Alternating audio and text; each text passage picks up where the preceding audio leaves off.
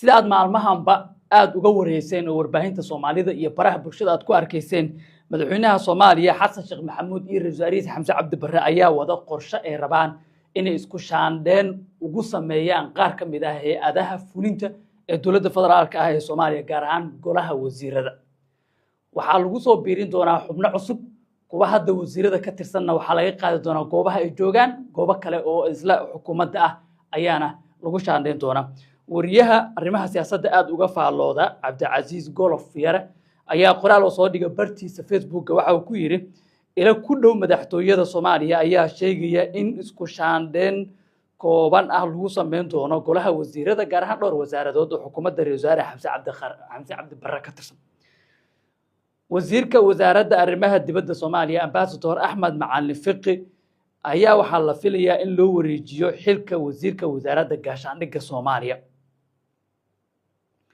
iyadoo isbeddelkan wasaaraddan oo markii labaad uu noqonayo muddo bil gudaheed ah laba wasiir oo la isku bedelay wasiirkii ugu waqtiga dheeraa ee soo mara wasaaradda gaashaandhigga Cabduqaadir Jaamac waxaa lagu bedelay cadaadis ka yimid dowladda Mareykanka oo madaxtooyada saameyn ku yeeshay kuna qasbanaatay in isbeddel ku sameeyso ayuu yiriya xilka wasiirka wasaaradda arrimaha dibadda ayaa qofka loo magacaabay waxay ka taagan tahay dood adag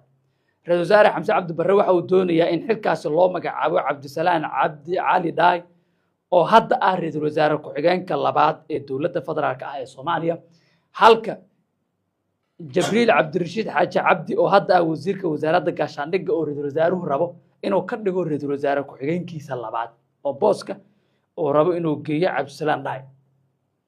xogta waxay kaloo tilmaamaysaa in sidoo kale ay jiraan aragtiyo kala duwan oo ay xubno ka mid wasiiradu ay qabaan sida wasiiru dowlaha wasaaradda arrimaha dibadda Soomaaliya Cali Balcad isagoo ka faa'iideysanaya daacadnimada oo uu yahay madaxweyne Xasan Sheekh Maxamuud iyo saaxiibtinimadiisa ayaa wuxuu ku doodayaa in xilkaasi wasiirka arrimaha dibadda ah loo magacaabo shakhsi reer Mareykan ah oo la sheegay inuu ku dhow yahay xubno ka tirsan xisbiga jamhuuriga ah ee Mareykanka maadaama Donald Trump uu jamhuuri yahay Soomaaliya iyo wadamo badanna oo dhaqaalihiisa ka joojiyay isbeddello waaweyn la filayo ama saameyn waaweyn la filayo inuu ku yeelato arrintaas si dowladda federaalka ee Soomaaliya ay galaangal ugu yeelato iyo taageero uga hesho maamulka madaxweyne Trump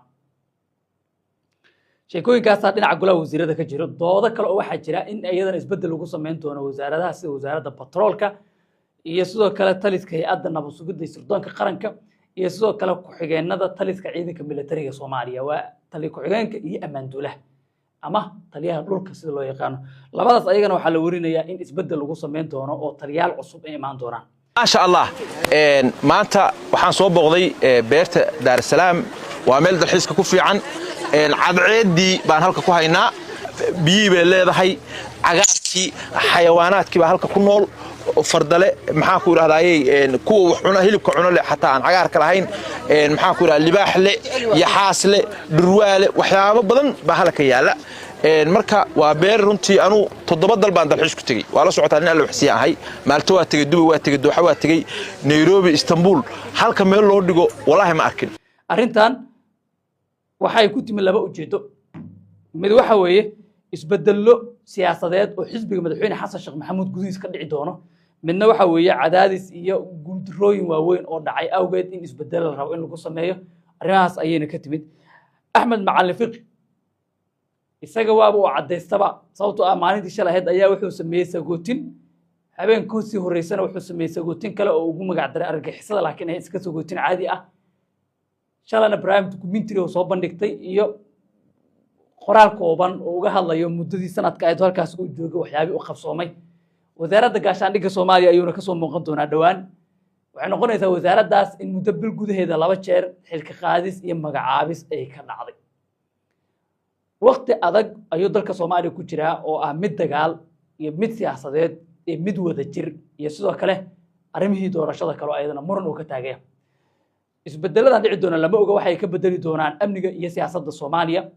laakiin waqtigan ayaa waxay tahay waqti ay aad u adag tahay ay ahayd dalka Soomaaliya in aan lagu mashquulin waqtigan xilka qaadis iyo magacaabis kusoo dhawow Soomaali Suudanes Specialist Hospital oo ku guuleystay abaalmarinta isbitaalka ugu fiican Soomaaliya waxaa isbitaalka ka howlgala 125 dhakhtar oo 30 kamid ah yihiin takhasusi oo aqoon khibrad iyo takhasus u leh daweynta iyo qalliimada casriga kombiyuutarka uur ku jirta CT scan iyo MRI waxa isbitaalka kugu diyaarsan mashiinka kaliyaha lagu dhaqo iyo qalab casri ah oo lagu baaro xididada halbowlayaasha iyo wadnaha laguna furo xididada xirmaa isbitaalka takhasusiga ah ee Soomaali Suudanes hase yeeshee waxaan eegi doonaa ugu dambeyntii meesha ay wax ku soo dhamaadaan iyo siday wax noqdaan haddii Allah uu dalo idma adiga aragtida nala wadaag isbedeladan la filay haddii sidaan wax u dhacaan way iska bedeli karaan wali Soomaali bixin warqadii magacaabista haddii sidaa wax u dhacaan waddanka Soomaaliya muxuu ka bedeli karaa ammaanka muxuu ka bedeli karaa siyaasadda dalka oo cakirana muxuu ka bedeli karaa waxay tahay waqtigan waxyaabo ku qasbaya madaxweynaha inuu wasiirada isku shaandheyn ku sameeyo iyadoo la filayo in ciidamada xaggooda isku shaandheyn ay ka dhici karto ama xilka qaais ee magacaabis ka dhici karto maadaama guul darooyin la gaaray aragtida qaybta soo noqreb muuqaalkan sii shargaray haddii nagu cusub taana nagu soo biir